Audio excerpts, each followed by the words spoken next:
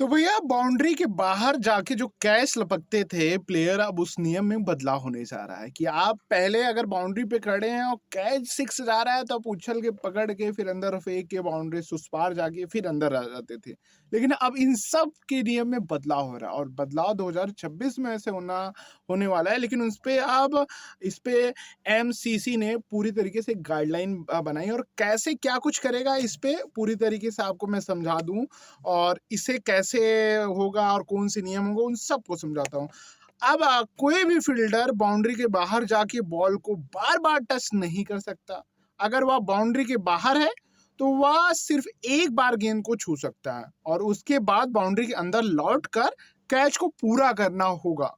BBL 2023-24 में Michael नेंसर का एक कैच चौंकाने वाला कैच था, जिसके बाद ये और विवाद बढ़ा, जिन्होंने बाउंड्री के बाहर कई बार गेंद को हवा में टच कर बाउंड्री के अंदर लाया और फिर कैच को पूरा किया। इस घटना के बाद एमसीसी ने ये फैसला लिया कि इसमें बदलाव हो। अब यदि एक फील्डर बाउंड्री लाइन पे खड़ा होकर गेंद को साथी खिलाड़ियों को फेंकता है और खुद लाइन से बाहर होता है तो कैच वैध नहीं माना जाएगा, वैलिड कैच नहीं होगा।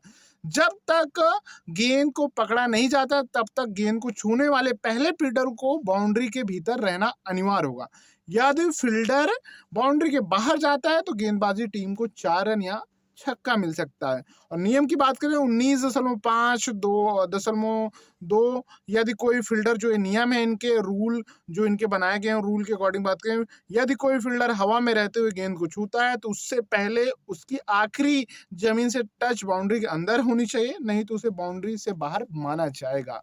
वही बात करें 19.5.21 नियम के हिसाब से, तो यदि फील्डर हवा में रहते हुए गेंद को छूता है और फिर वह जमीन पे गिरता है तो गिरने के बाद उसके हर अगला टच भी बाउंड्री के अंदर ही होना चाहिए। अगर ये बाहर गिरता है तो बल्लेबाज को बाउंड्री मिलेगी। फिर आप सुनिए इनके तीसरे 19.5.2.2 नियम के अनुसार, अगर कोई फील्डर बाहर से कूदकर गेंद को अंदर फेंकता है तो उस गेंद को मारने तक मैदान के बाहर ही रहना होगा। अगर वह फिर से बाहर चला जाता है तो बाउंड्री के रन दिए जाएंगे। तो ये नियम में आप कितना सहमत हैं, कमेंट बॉक्स में बताएं।